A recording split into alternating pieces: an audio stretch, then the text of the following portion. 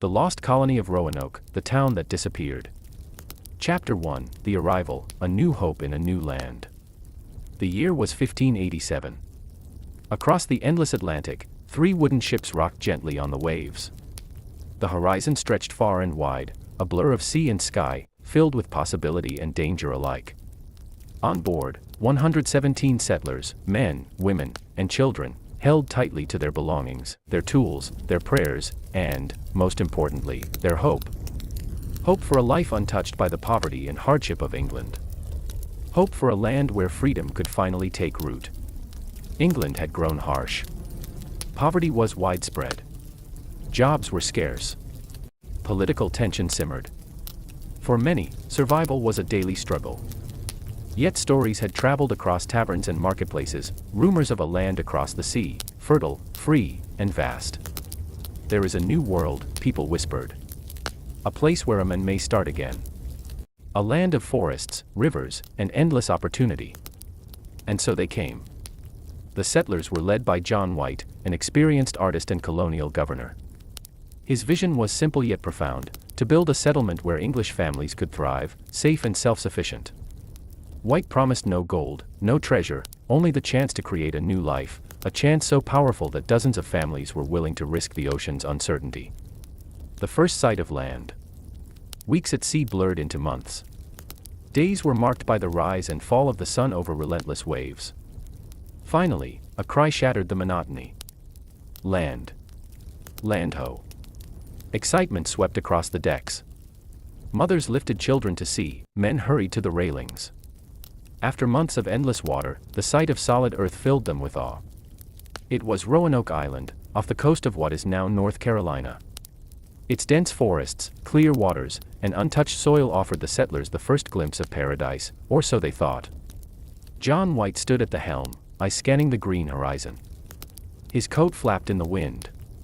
Calmly, he declared, "Here, we begin. This is where we make our stand. This is where we build our future." For a fleeting moment, all fear vanished. All eyes reflected hope, ambition, and belief. Stepping ashore. The rowboats were lowered into the waves. Oars dipped in, carrying the settlers toward their new reality. As feet touched the land, the settlers felt the soil beneath them, cool and moist. Children ran freely, laughing, chasing insects and butterflies. Women lifted their babies, feeling the safety of solid ground after months at sea. Men imagined the walls, homes, and fences they would soon build. Yet the forest beyond whispered. Shadows moved silently among the trees. The settlers did not yet understand, they were entering a world both beautiful and indifferent, a land full of life yet governed by forces they could not predict. The first days. Work began immediately. The men chopped timber, cleared land, and dug foundations. The women built shelters, tended to children, and cooked over open fires. Smoke curled into the sky, mixing with the fresh scent of the forest and the salt of the sea.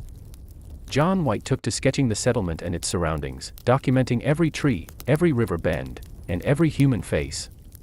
To him, the island was a canvas, full of promise and peril. The settlers began to understand the island's dual nature. Its beauty was alluring, but its quietness was unnerving.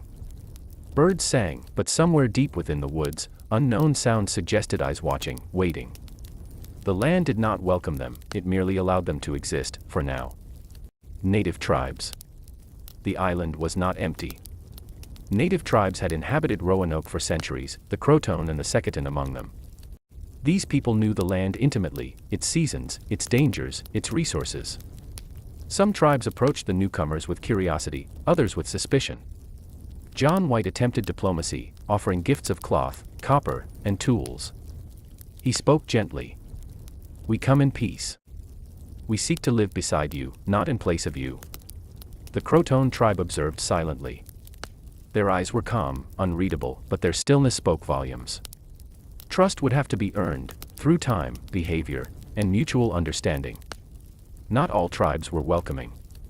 Some watched with suspicion, fearing the newcomers might take more than they gave. Yet, for now, the settlers believed peace was possible. Settling in.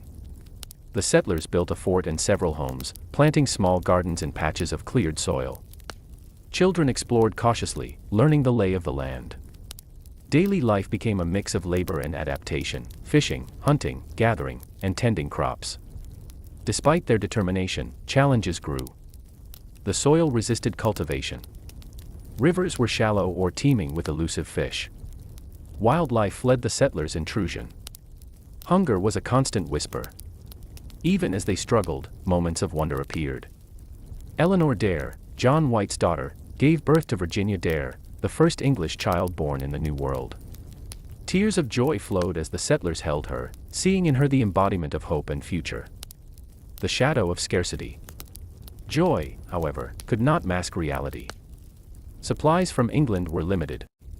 Fishing nets returned with little. Hunting parties brought home smaller game. Some native tribes refused trade. Families survived on berries, roots, and occasional fish. Nights were long and cold, fires burned low. Life had become a daily negotiation with the environment, a constant struggle to maintain sustenance, health, and morale. John White recognized the pressing need for assistance. Supplies, reinforcements, and additional settlers were essential. Yet the voyage back to England was fraught with uncertainty. Storms, political tensions, and the vast Atlantic threatened every journey. The farewell. One morning, John White prepared to depart. The sky was gray, the wind restless. The settlers gathered at the shore. Eleanor held Virginia close. "Father, return quickly," she whispered. John White placed a reassuring hand on her shoulder. "I will. Hold on. Do not lose hope." The ship pulled away, sails billowing, until it became a speck on the horizon. The settlers watched until nothing remained but empty water and the whisper of waves. For the first time, the colony was alone, completely, utterly alone. 3 years of silence. Months passed. Seasons changed. A year went by. Yet John White could not return. Wars in Europe, seized ships, and political turmoil kept the Atlantic closed to him. Finally, after 3 years, he made the journey back to Roanoke Island. What he found was silent, haunting, and inexplicable. Homes were empty. Fires had long since died. Gardens were overgrown. Smoke no longer spiraled into the sky. The settlers, the men, women, and children, they were gone. The wooden fort remained intact. Tools and belongings lay untouched. And there, carved into a post, was one word. Croatoan. No other clues. No bodies. No evidence of violence. Only a single, haunting word that has puzzled historians for centuries. The colony had not been destroyed. It had vanished, leaving behind mystery, speculation, and a chilling testament to the fragility of human endeavor in a new world. Conclusion of Chapter 1. The settlers arrived with hope. They built, they lived, and they struggled. They created the first seeds of what they imagined as a new life in America.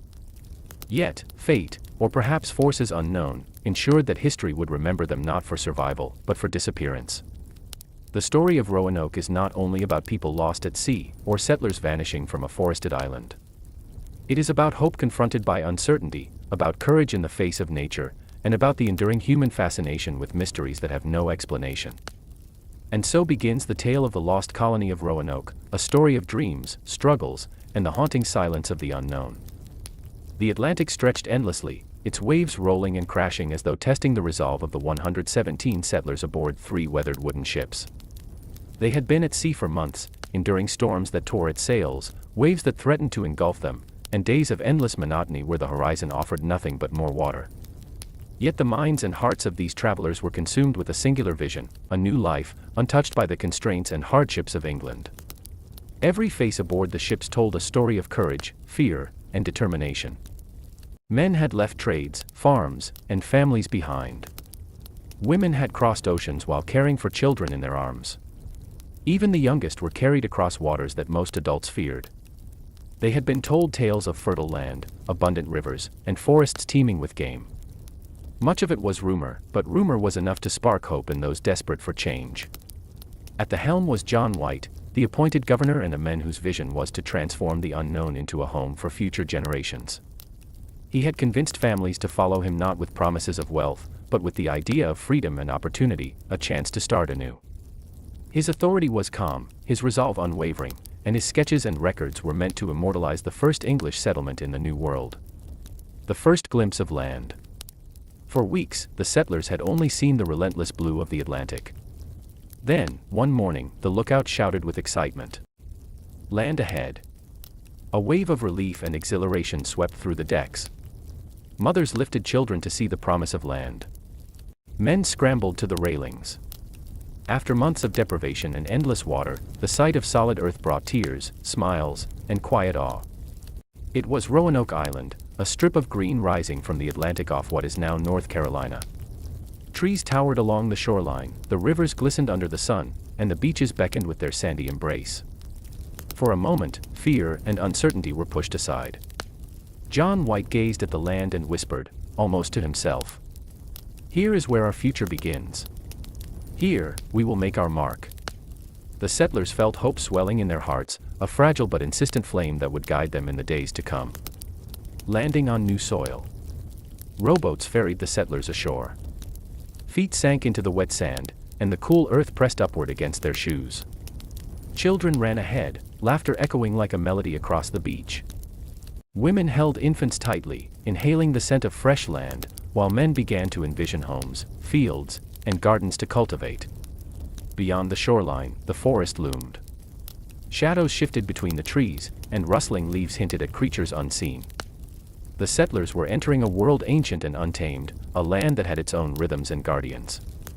It was a new beginning, yes, but also a test of endurance, adaptability, and courage. The first weeks. Daily life demanded tireless work.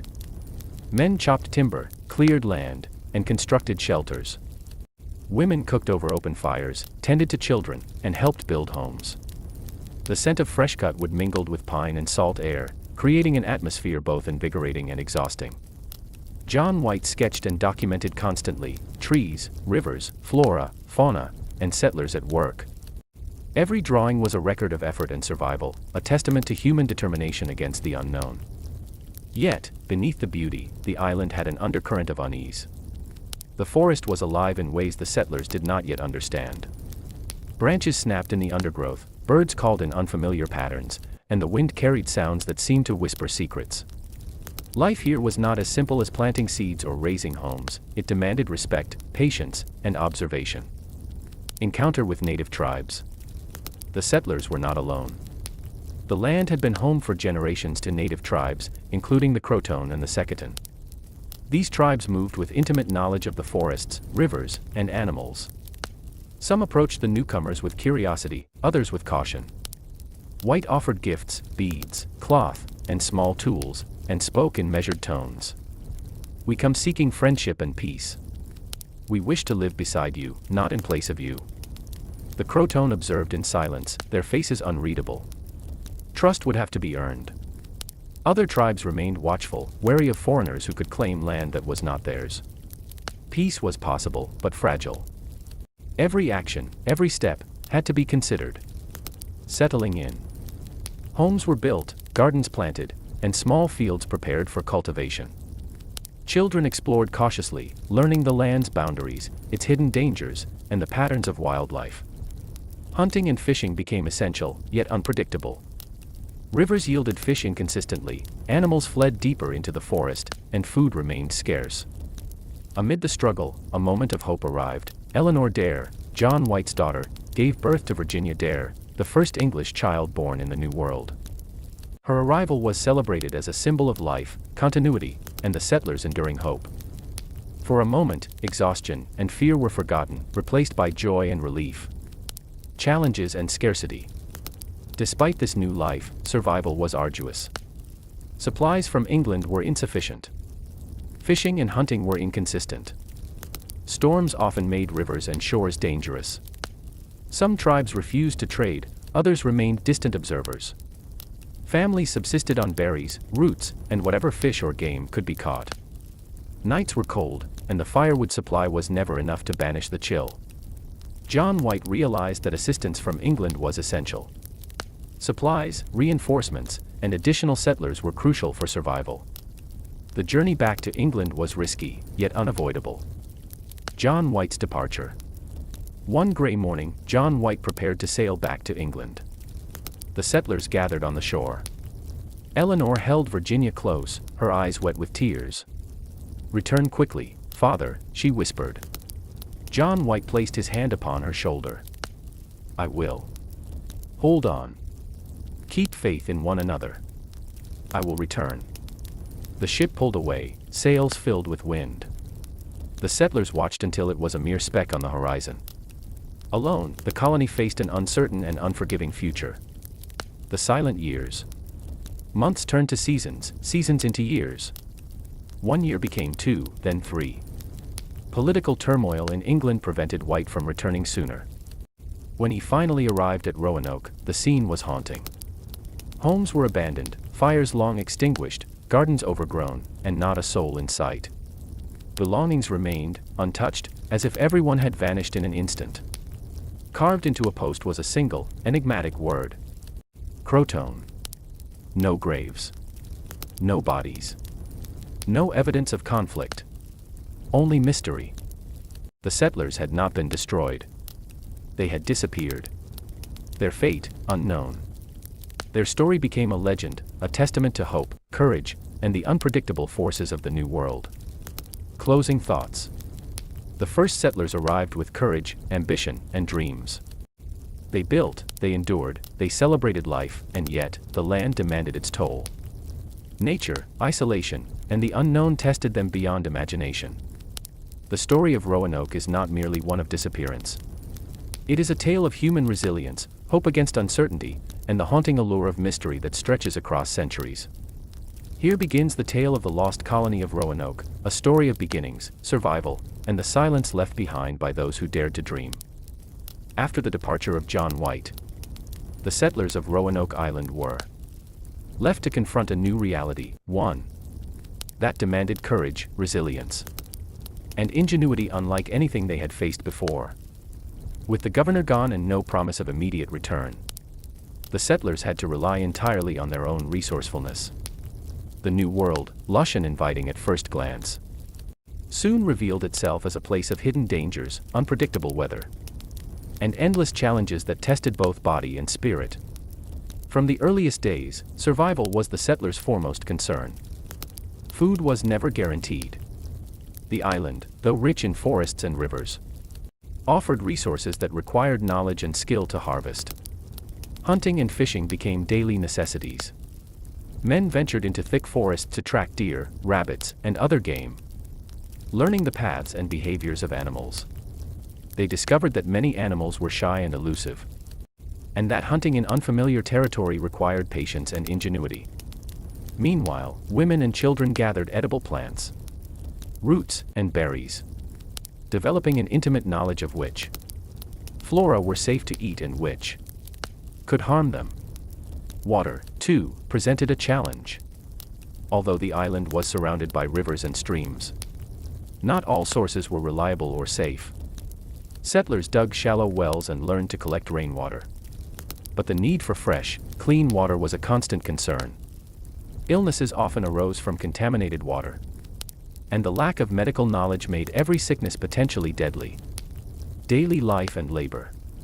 The rhythms of daily life revolved around survival tasks. At dawn, men would leave the fort armed with bows, arrows, or simple spears, venturing into forests to hunt or fish.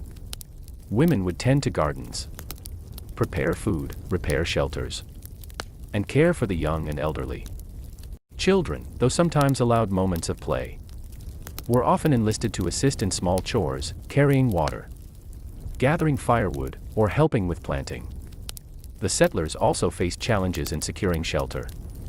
Their initial huts and houses, hastily constructed upon arrival, were often inadequate against storms and harsh weather. Rain could seep through roofs, strong winds could loosen walls, and the heat and humidity of the summer months brought insects and disease. Improving and reinforcing their homes became a critical task, requiring teamwork, creativity, and constant attention. Fire played a central role in their survival. Beyond cooking and warmth, fire was essential for protection. Smoke could keep insects away, deter wild animals, and signal other settlers in case of emergency. Gathering firewood, however, required long trips into the forest, exposing the settlers to new dangers and the unpredictable temperament of the island's wildlife. Encounters with the unknown. The forest was alive with sounds and movements that the settlers did not understand. Birds called in unfamiliar patterns. Small animals rustled through underbrush. And the wind carried strange noises that made nights particularly tense. Some settlers reported seeing shadows among the trees. Shapes that seemed human but disappeared when approached. Fear of the unknown became a part of daily life. A shadow that accompanied every step outside the safety of the fort. At the same time, the settlers observed the signs of native presence. Croatoan villages could be seen in the distance. And smoke from fires often drifted across the island. Some settlers attempted cautious approaches to trade or communicate. Bartering with the tribes became essential. Not only for food but also for knowledge, learning which plants were edible, where game could be found, and which areas of the island were safest to travel. Trust, however, was fragile. Misunderstandings could turn neighbors into enemies. And the settlers quickly realized that diplomacy required patience, observation, and respect. Virginia Dare and the children. Life on the island continued to evolve around the families. And the presence of children like Virginia Dare brought both hope and responsibility. Children were both vulnerable and essential. Their survival symbolized the continuation of the colony. And every effort was made to protect them. Women developed ways to keep infants and toddlers safe while performing daily labor. Older children were taught the ways of the forest, the patterns of animals, and the skills needed to gather food and water. Education, in the practical sense, was essential. Children learned which berries were poisonous, how to fish in rivers, how to recognize signs of approaching storms, and how to navigate the dense woods. Every day offered lessons, often learned through trial and error. And mistakes could carry heavy consequences. Challenges of food and agriculture. Farming became a critical concern. The soil of Roanoke Island was fertile in some areas but challenging in others. Settlers experimented with planting grains, vegetables, and herbs, learning which crops thrived and which failed. Weather conditions were unpredictable, droughts would wither crops, while floods could wash away entire fields. Hunting remained equally vital. Men devised snares and traps, learned tracking techniques, and often returned with game after long, exhausting expeditions. Fishing required knowledge of tides and fish behavior. The settlers' survival depended on this constant interplay of observation, learning, and adaptation. Storms and natural dangers. The island's weather was one of the most formidable challenges. Summer brought intense heat and humidity, along with swarms of insects that carried diseases. Autumn storms could turn rivers into raging torrents and damage homes. Winter, though milder than England in some respects, still brought cold nights and the risk of illness due to dampness and insufficient shelter. The settlers also faced dangers from wild animals. Bears, wolves, and venomous snakes were real threats, while attacks were rare. The constant awareness of possible danger weighed heavily on the settlers' minds. Every journey into the woods, every hunt, carried the risk of injury or worse. Community and cooperation. Survival demanded cooperation. Tasks were divided among families and individuals, each contributing to the colony's collective safety and sustenance. Decision-making was guided by John White's instructions, as well as by practical necessity. Leaders emerged naturally, those with skill in hunting, construction, or diplomacy often took responsibility for organizing efforts. Social bonds were tested and strengthened by shared hardship. Arguments were inevitable, but so were moments of camaraderie. Celebrations, small as they might be, were held to honor births, harvests, or successful hunts. These moments of relief reinforced the settlers' commitment to one another and to their shared goal of establishing a permanent settlement. Health and illness. Disease was a constant threat. Minor injuries could become deadly without proper care. Contaminated water and spoiled food were ever-present dangers. Settlers relied on traditional remedies, herbs, and the knowledge of local tribes when possible. Despite their efforts, illness claimed lives, reminding everyone that survival was not only about labor and courage, but also about vigilance and adaptability. Psychological health was equally important. Isolation and fear could weigh heavily on even the strongest individuals. The settlers coped with anxiety through routines, storytelling, and faith. Religion and prayer provided solace, while shared labor and mutual reliance reinforced the sense of purpose and belonging, building a sustainable settlement. As weeks turned to months, the settlers began to think in terms of long-term sustainability. They expanded gardens, reinforced shelters, and improved water collection methods. Knowledge gained from the land, the weather, and the native tribes was gradually integrated into their daily practices. Each improvement was a small victory. Each day survived was a testament to human ingenuity and resilience. The settlers understood that permanence was possible only if they adapted to the island, respected its rhythms, and worked together. The mystery of the disappearance. Despite their efforts, challenges remained formidable. Communication with England was impossible until John White's eventual return. Supplies dwindled, threats of storms and disease persisted, and the need for trust and cooperation never ceased. These pressures, combined with the isolation of the island, created a tense and precarious existence. While the settlers survived, the colony's story would ultimately take a mysterious turn, a fate that history remembers as the Lost Colony. Closing reflection. Life on Roanoke Island was a relentless test of human endurance. It demanded courage, creativity, and the willingness to adapt to circumstances beyond imagination. Every day was filled with work, observation, and learning. Every night brought challenges of sleep, safety, and preparation for the unknown.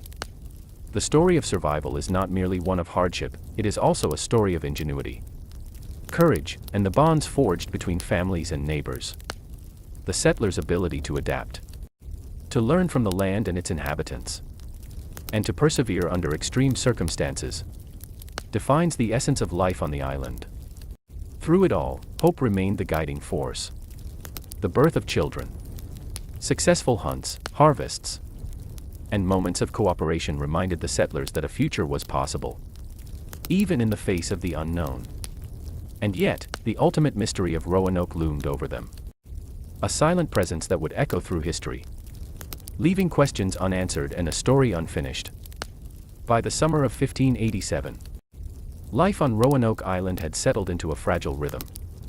The settlers had endured storms, scarcity, and the challenges of an unfamiliar land. But they had also built a semblance of community, cultivated gardens, hunted game, and celebrated the birth of Virginia Dare, a symbol of hope and continuity for the fledgling colony. Yet, amid this precarious balance, a critical decision loomed that would change the course of their story forever. Governor John White, entrusted with leadership, understood that the colony could not survive without support from England.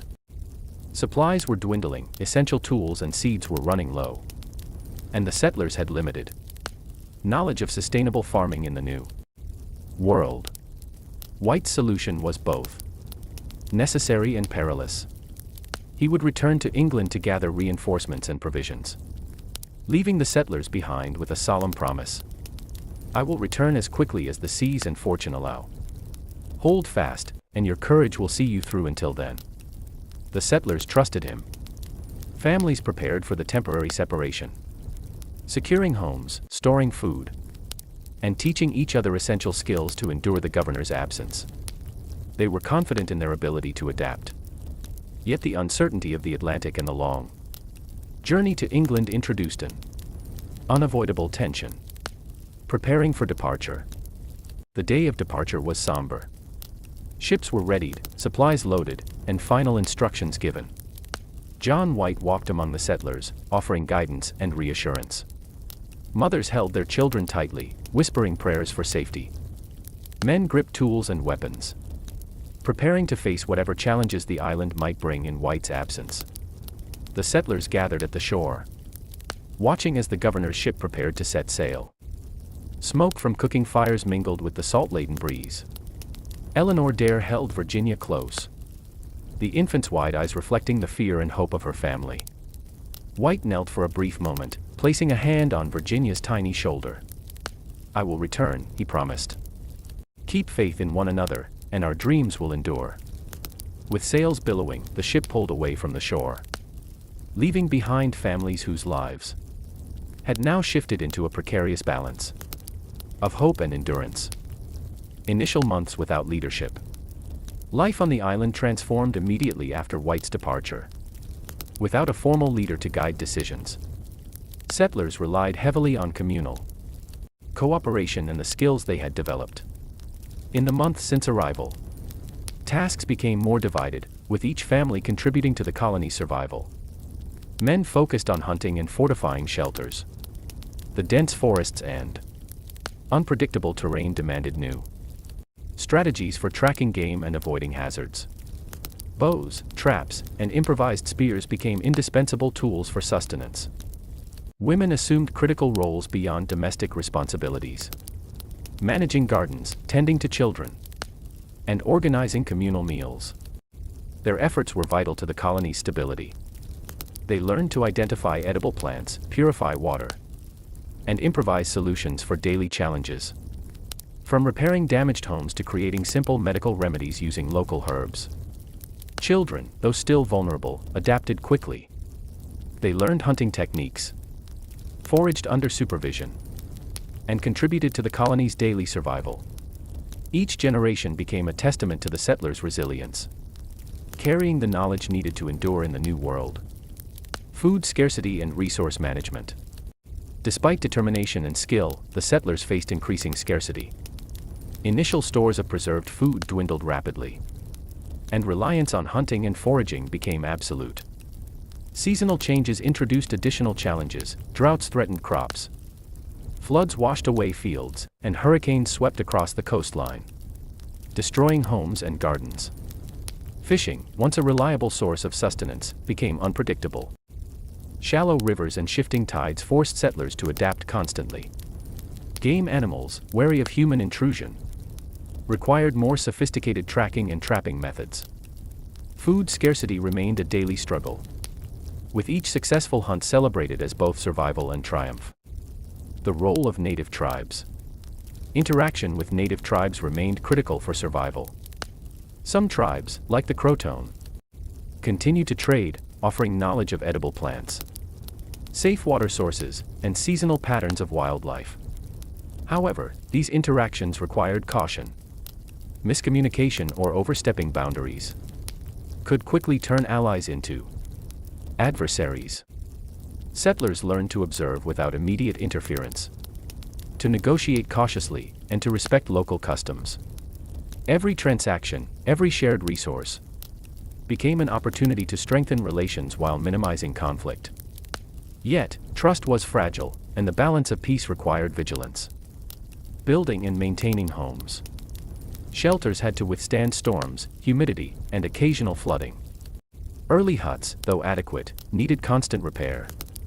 Settlers reinforced walls with additional timber, constructed drainage channels, and improved roofs to repel rain. Fireplaces were expanded for warmth and cooking efficiency. The physical labor required for these improvements consumed significant energy but was essential for long-term survival. In addition to functional construction, settlers also created markers and boundaries to organize the settlement. Paths were cleared, gardens delineated, and communal areas maintained to ensure the colony functioned as an interconnected system rather than isolated units. Psychological and social challenges. Isolation and uncertainty weighed heavily on the settlers. The absence of John White created a leadership vacuum that increased stress and tension within the colony. Disputes arose over resources, responsibilities, and decisions about hunting, gardening, and construction. At the same time, the settlers leaned on one another for emotional support. Storytelling, songs, and religious observances helped maintain morale. The birth of children like Virginia Dare reinforced a sense of purpose and continuity. Celebrations, though modest, provided relief from the constant pressure of survival, and reinforced social bonds that were essential for collective resilience. Natural disasters and threats. The New World was unpredictable. Hurricanes, intense thunderstorms, and sudden floods tested the settlers' ability to protect their homes and food supplies. Storms could destroy crops, sweep away freshly built homes, and isolate families from one another. Wild animals also posed threats. Bears, wolves, and venomous snakes were constant reminders that the settlers were guests in a land ruled by natural forces. Awareness, preparation, and caution became critical survival skills, and every excursion into the forest carried inherent risk. Waiting and hope. The absence of John White created a constant tension between hope and despair. Letters and instructions were impossible to deliver, and news from England remained uncertain. Each passing day without his return intensified both longing and anxiety. Yet, the settlers persevered, holding on to the promise that their leader had made. The promise of return became both a guiding principle and a source of emotional weight. Faith, determination, and shared responsibility sustained the colony, even as uncertainty grew. Adaptation and ingenuity. Necessity drove innovation. Settlers developed new tools, adapted European agricultural practices to the island's conditions, and learned from the knowledge shared by native tribes. Water filtration methods were improved. Fishing techniques evolved to match local species and tides. Shelter construction incorporated lessons from experience, weather, and observation. Every adaptation increased the settlers' ability to endure, though none could eliminate the risks inherent in isolation. Environmental unpredictability and human vulnerability. The growing mystery. Even as the settlers worked tirelessly to survive, an invisible pressure loomed. The isolation from England, the inability to secure reinforcements, and the continuous challenges of survival created an environment in which uncertainty reigned. Each day, the colony persisted, but the memory of the promise, John White's return, was a shadow that hung over every decision. Every harvest, and every night spent watching for storms or predators. The story of survival became intertwined with the story of the unknown, setting the stage for the ultimate mystery that would define Roanoke, a community left to endure against odds, awaiting a leader who would not return in time. Closing reflection. The departure of John White marked a turning point. It transformed the colony from a fledgling settlement guided by leadership to a community defined by cooperation, ingenuity, and resilience. Every action, from planting crops to hunting game, from reinforcing homes to maintaining social cohesion, reflected the settlers' determination to survive. Yet, the promise that had been made was fragile. Without reinforcement or guidance, the colony faced uncertainty at every turn. The settlers' survival, while remarkable, could not fully overcome the combination of isolation, environmental hazards, and the unknown. The story of the lost colony is not merely one of disappearance. It is a narrative of courage, hope, and the human capacity to adapt under extreme circumstances.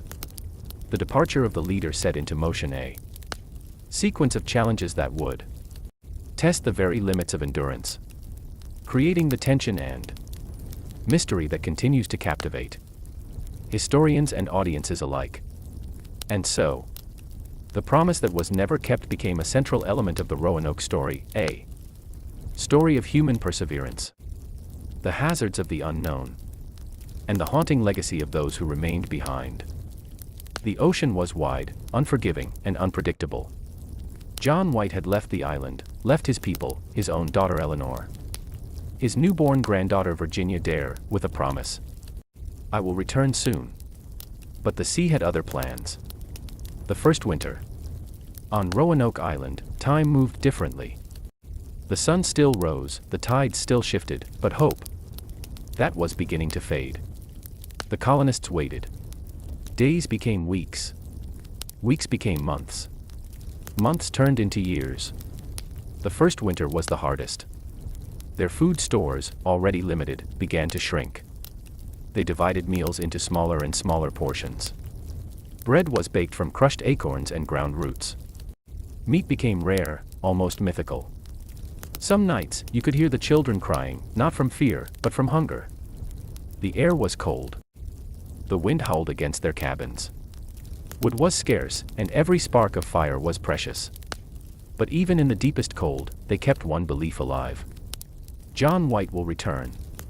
They spoke his name like a prayer. Like a promise they were forcing reality to remember. The villagers and the forest. The Algonquian tribes around the island watched the colonists carefully. Some tribes were friendly, offering herbs, fish, roots, and advice. Others remained distant, suspicious, silent shadows behind the trees. The colonists learned quickly. Never stray too deep into the woods. Never travel alone. Never ignore the signs carved by unseen hands. Because the forest was alive. At night the trees sounded like they were whispering. Branches swayed though the wind was still. Birds stopped singing whenever footsteps approached. Fear became a quiet companion. Yet the colonists endured. They fished. They rebuilt. They planted. They hunted, though some hunts ended with fewer men returning than had left. Slowly, painfully, they learned to survive. But hope was dying. The longest pain is not hunger. Not cold. Not fear. It is waiting. It is waking up every day expecting a sail on the horizon, and seeing only empty blue. It is listening to waves and hearing nothing but the ocean swallowing the world.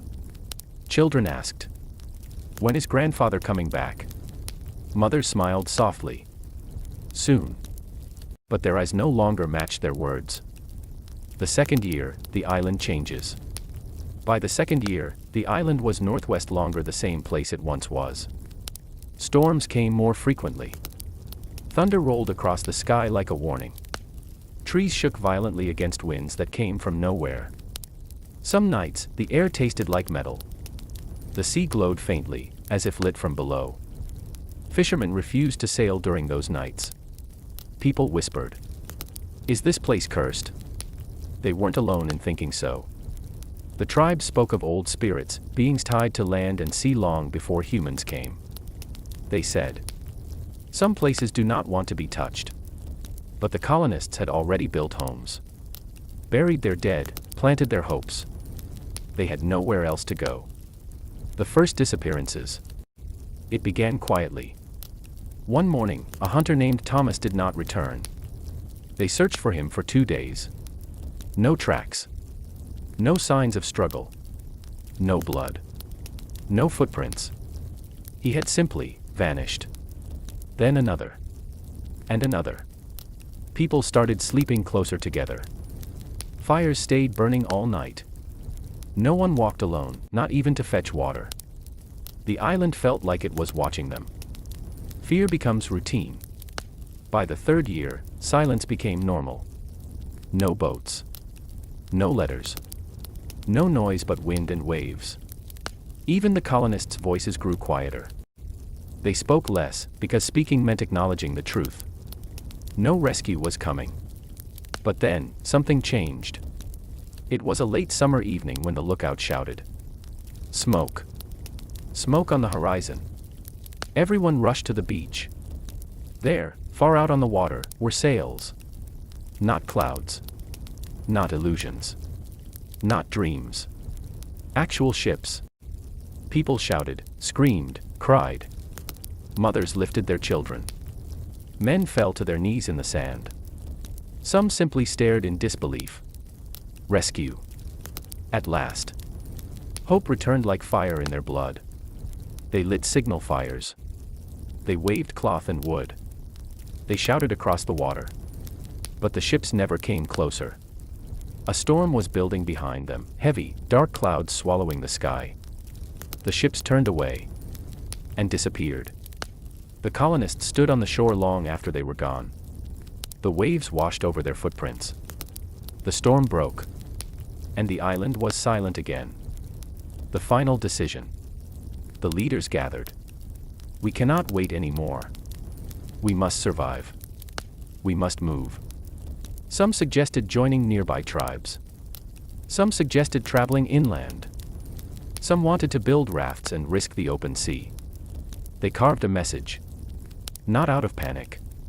Not rushed. But calm. Deliberate. Real. Croatoan. It was not a cry for help. It was a direction. A choice. A way forward. The last night on Roanoke. They packed only what they could carry. Seeds. Tools. Their faith. They tore down what they could not take, so no enemy could use it. The fires burned slow, controlled, intentional. No panic. No chaos. Just quiet resolve. The moon was high when they lined up to leave. A soft wind blew from inland, warm, unfamiliar. Children clung to their mothers. Men looked back one last time. The island that had given them hope had also taken everything. They walked into the forest, torches held high. One by one, their figures faded between the trees. Then, silence. The kind that feels like an ending. An ending that has no witness. 3 years later, John White returned. He walked onto the island that once held his family. No voices. No laughter. No footprints. Only the carved word. Croatoan. He called out. No answer. He searched the houses. Empty. He searched the woods. Silent. He searched the beach. Nothing. The colony was gone. Not destroyed. Not murdered. Not burned. Just gone. Like they had walked off the edge of the world. Narrator close. Some mysteries are solved. Some are explained. Some are understood with time. But this one remained in the wind. In the waves. In the trees of Roanoke. And even today, no one has ever truly found them. But their footsteps are still there. Somewhere. Waiting to be heard. The sea was calm on the morning John White returned. The waves rolled slowly toward the sand as if whispering the past. The sails of his ship fluttered against the soft Atlantic wind. No storms. No thunder. Just a quiet, unsettling stillness. Everything felt too calm. John White stood at the bow of the ship. Eyes fixed on the shoreline of Roanoke Island. His hands trembled, not from age, but from fear. 3 years. 3 long years since he last saw his daughter Eleanor. 3 years since he held his granddaughter Virginia Dare. 3 years since he had made a promise. I will come back for you. He had imagined this moment thousands of times. Eleanor running to him. Virginia calling out, "Grandfather." The colonists cheering. A village alive with laughter. Smoke rising from cooking fires. Children playing in the sand. But the island was quiet. Too quiet. No movement. No sound. No figures waiting on the shore. Just silence. Dead silence. The landing. When the boat touched the sand, John stepped foot onto the island slowly. His boots sank lightly into the shoreline, sand just the way he remembered it. Familiar yet wrong. He called out. Eleanor. Virginia. His voice echoed across the beach. And died there. No footsteps approached. No shadows moved. Just wind. His men followed behind him, looking around with lowered heads. They had all heard the stories. They all feared what they might find, or fail to find. They began walking inland. The grass was taller. The paths were overgrown. No footprints. No wagon tracks. No broken branches. It was as if nature had swallowed the colony whole. The village. At last, the settlement came into view. Houses. Cabins. Workshops. Everything still there. But empty. Not destroyed. Not burned. Not looted. Just abandoned. Windows stood open. Doors hung loosely. Tools rested exactly where hands had last placed them. A wooden spoon on a table. A rope coil beside a post. A small child's carved toy sitting in the dirt, half buried by time. Life had stopped here in the middle of motion. As if the people had simply stood up one day and walked away. John White walked through the main street, each step slower than the last. His heart pounded. He reached his daughter's house. The door was slightly open. He pushed it gently. It creaked, slow and heavy, like a sigh. Inside. Her chair. Her table. Her blanket still folded neatly. Virginia's small cradle in the corner. John pressed his hand against it. The wood felt cold. He closed his eyes. He could see Virginia there, tiny fingers, soft breathing, new life, new hope. But now. Nothing. Not even dust dared disturb the silence. The search expands. The men spread out in groups. They checked. The wells. The gardens. The food stores. The shoreline. The woods. But there were no bodies. No broken weapons. No blood. No signs of attack. It was not a massacre. It was a disappearance. One of the sailors called out. "Governor. Over here." John rushed to him. There, on a gatepost, was a carving. Deep. Sharp. Deliberate. Croatoan. John lowered his head and exhaled.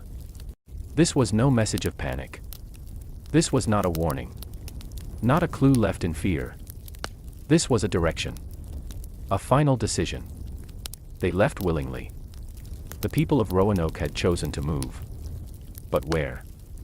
And were they still alive? Signs in the woods. The men pushed further into the forest. Birds scattered overhead. Branches snapped under boots. The forest felt heavy, as though watching them. They found footprints, but old ones. Faded. Soft. Washed by rain and time. They found a trail, but overgrown, swallowed by vines and roots. The further they moved, the darker the woods felt. A sailor whispered. "Do you think they tried to leave? Or were forced to leave?" John did not answer. Because he did not know. But he feared. Nightfall on the island. The sun began to sink. Light drained from the sky, melting into deep purples and blacks. No one wanted to sleep. But they had no choice. They built fires. They camped in the center of the empty village.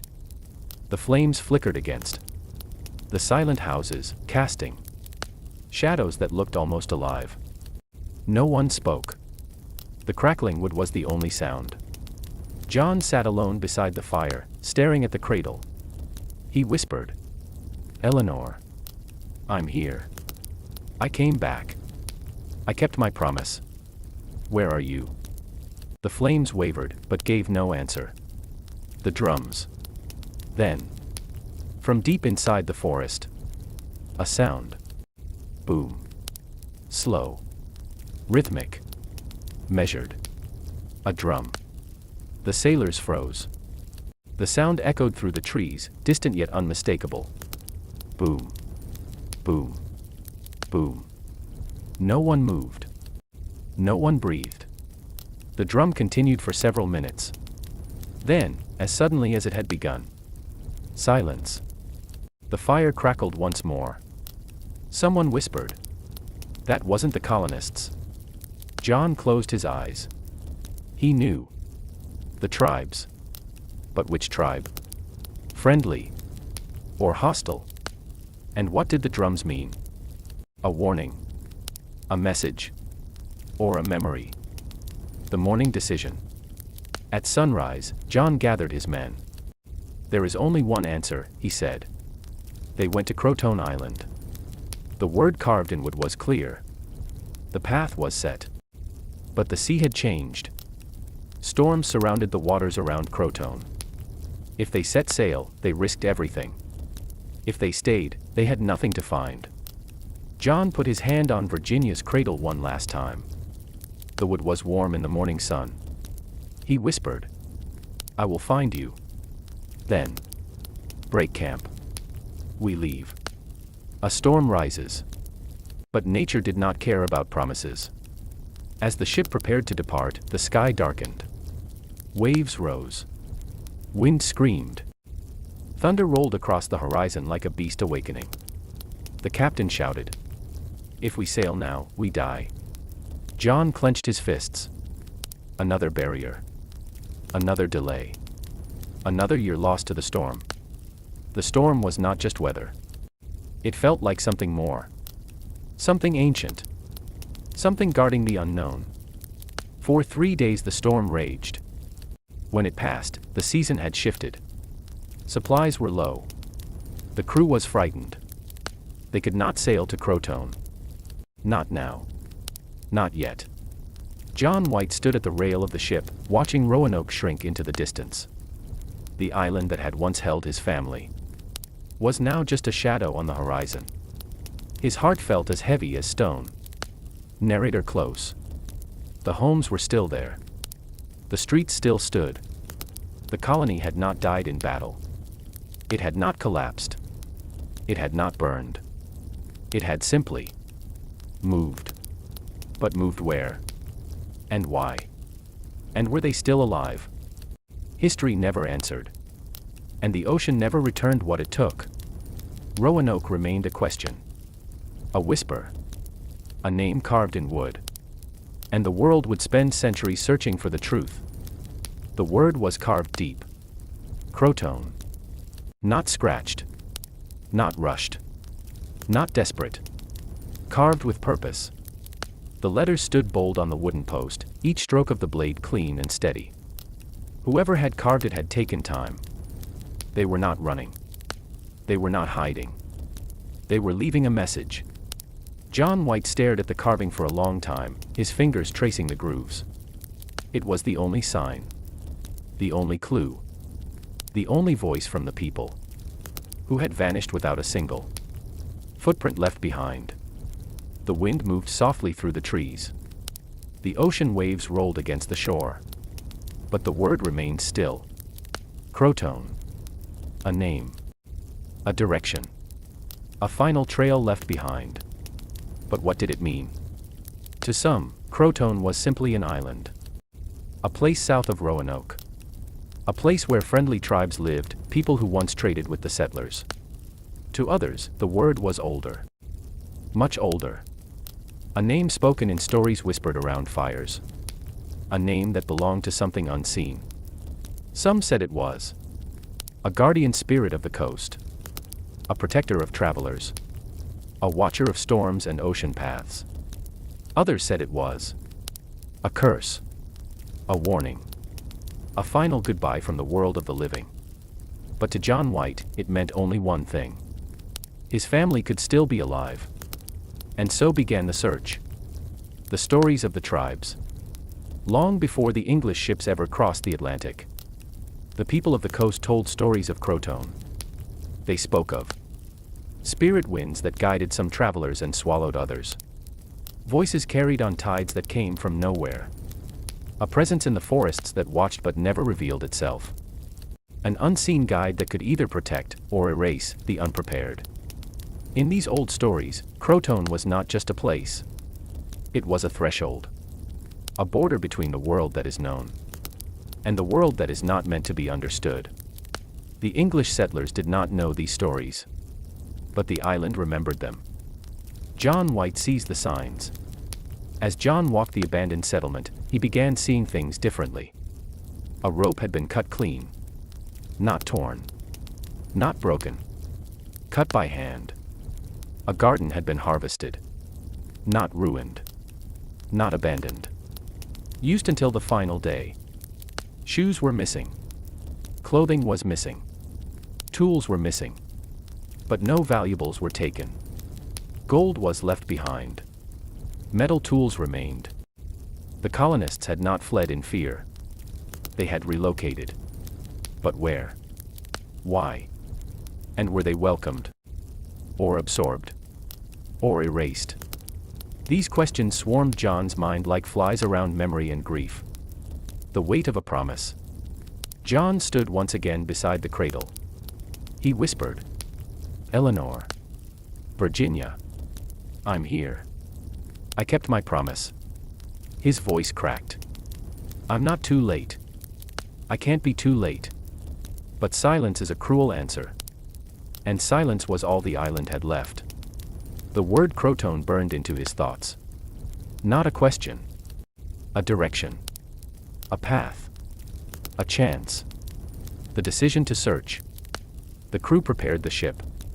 The sails were raised. The ropes were tied. The anchor was lifted. They would go to Croatoan Island. John watched the island of Roanoke shrink behind him, fading into mist and distance. But it did not feel like leaving. It felt like pursuit. He was following a trail left by love. The sea stretched endlessly ahead. But John did not look at the ocean. He looked at the horizon.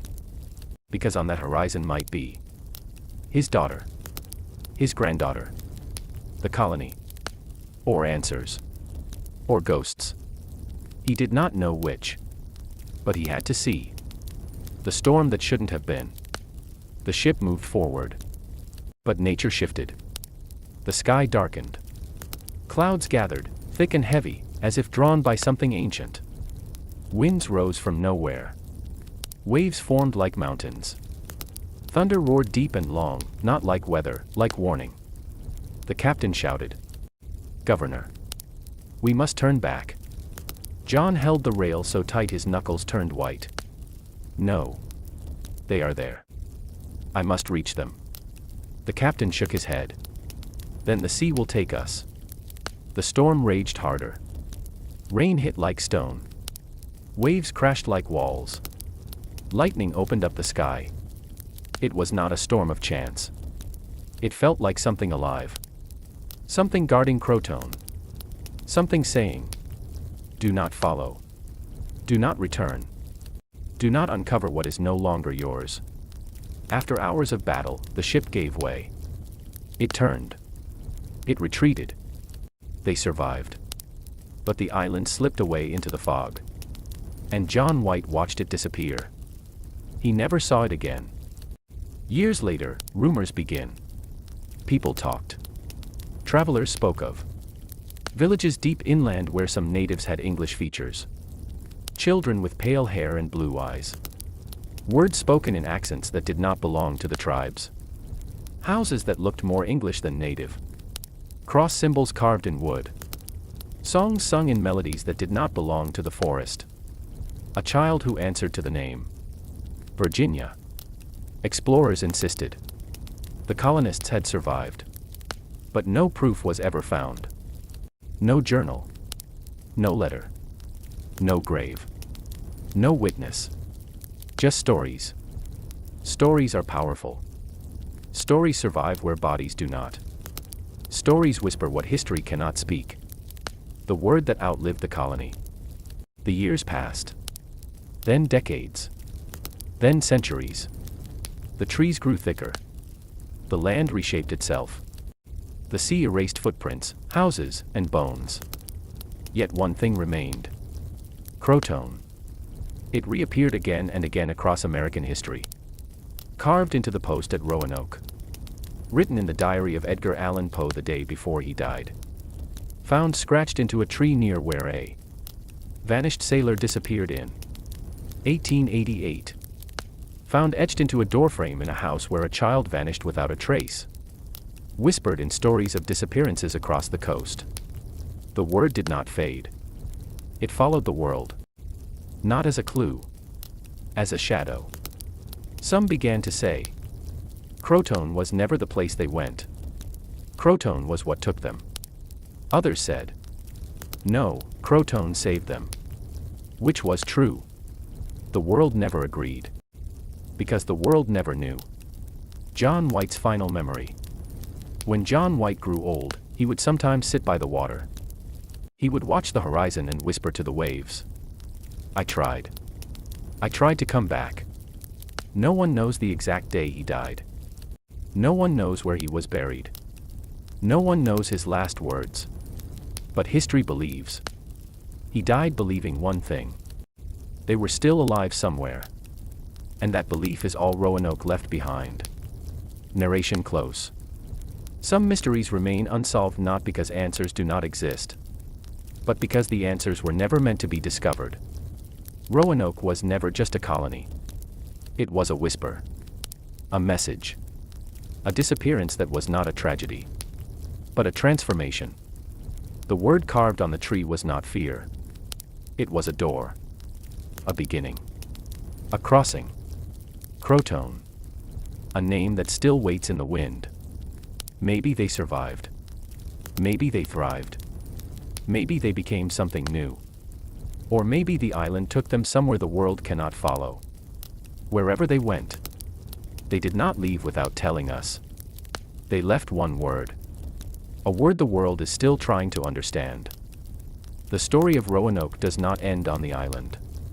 It does not end with empty houses, footprints in the sand, or the single carved word on the wooden post. Croatoan. No. The real ending lives in whispers. In theories. In fragments of truth buried under centuries of silence. Because what happened to those men, women, and children was not recorded in any book. No document survived. No witness lived to tell the tale. So history was forced to guess. And when history guesses, it creates myths. But myths always hide a truth. Somewhere. The final days of Roanoke. Imagine them one last time. The fires in the colony had grown smaller. The sound of children laughing had faded. The walls of the houses were weak, worn, salt-faded. Voices were quiet. Faces were thinner. They were not simply settlers anymore. They were survivors. The ocean that once represented hope now represented betrayal. Every morning, they walked to the shore and looked outward, searching the horizon. But there were no sails. No ships. No help. Just waves. Endless waves. And silence. Pain changes people. Hunger changes people. Waiting destroys people. Roanoke was a colony built on trust. But trust had run out. The meeting under the dying sun. One evening, the final evening. As the sun bled red across the sky, the remaining colonists gathered in the center of the village. The leaders spoke softly. The children watched their parents. Everyone listened. No one wanted to leave. But everyone knew they had to. They could not survive another winter. Not alone. So they made one final choice. A choice that would echo for centuries. They left the island. But where did they go? That is the heart of the mystery. Theory 1, they went to Croatoan. The word carved into the tree was not random. Croatoan was the name of a nearby island, home to a friendly native tribe. And many historians believe the colonists simply moved there. They learned their language. They adopted their culture. They survived. Not as English, but as something new. This theory gained evidence 50 years later when explorers found English-style wooden houses among the Croatoan tribes. Children with light hair and gray-blue eyes. English words mixed into native speech. Iron tools that the tribe should not have known how to make. The colonists were not lost. They were absorbed. Maybe they didn't disappear. Maybe they just became something different. But if this is true, why did no one ever return to England? Why didn't they seek out home? The answer may be simple. After years of hunger, fear, and abandonment, England was no longer home. Theory 2, the attack. Not all tribes were friendly. The Powhatan Confederacy nearby had warnings about English expansion. They believed the settlers would take land, bring more ships, more armies. And so, some historians believe there was violence. A raid. A war. A final stand. The colony did not fade. It fell. But the problem with this theory is haunting. No skeletons were ever found. No burnt houses. No signs of battle. The colony was empty. Like they simply walked away. Theory 3, the storm. The Outer Banks of North Carolina are brutal. Hurricanes roar like 1,000 drums. Winds tear houses from the earth. Some believe a storm swept through the island, destroying the colony in a single violent night. But again, where are the bodies? Storms destroy structures. They do not erase people. Theory 4, the Lost March. Some suggest the colony tried to walk inland. Hundreds of miles. Searching for safety. They carried what they could. They left everything else behind. They followed rivers, forests, mountains. But if they did, they died along the way. Starvation, cold, exhaustion. No graves, no markers. Just silence scattered across the wilderness. A disappearance stretched across the land. Not in one place, but in every direction. Theory 5, the Unspeakable One. This theory is whispered, not taught. Some native tribes told stories of spirits on Roanoke Island. Ancient spirits. Not evil. Not good. Just old. Older than the forests. Older than the sea. The tribes believed the island was alive. That it watched. That it chose. And sometimes it took. The settlers ignored these warnings. They built homes where no home should stand. They lit fires where no fire should burn. And in time, the island took back what was hers. This is not history. This is legend. But legends exist for a reason. The truth that hurts, maybe the biggest mystery of Roanoke, is not what happened, but why no one ever spoke of it. When John White finally returned, 3 years too late, he did not lead a rescue mission. He did not search the forests. He did not sail to Croatoan. He did not send scouts inland. He left. He went back to England. He never returned. Not even once. He told the world the colony was gone. And the world believed him. But ask yourself, if your family was missing, would you stop looking? The real lost truth. History is written by those who survived. But no one from Roanoke survived to tell their story. So others told it for them. Politicians, kings, historians, explorers. They wrote what suited them, not what was true. So the truth was lost. Not the colony. The truth. The final words. Maybe the settlers of Roanoke were not lost. Maybe they lived, loved, learned, became something new. Maybe they left behind the name English to become something greater. And maybe Roanoke is not a mystery to be solved. Maybe it is a reminder that history does not always tell the full story. Sometimes the truth is not written. It is remembered. In blood. In language.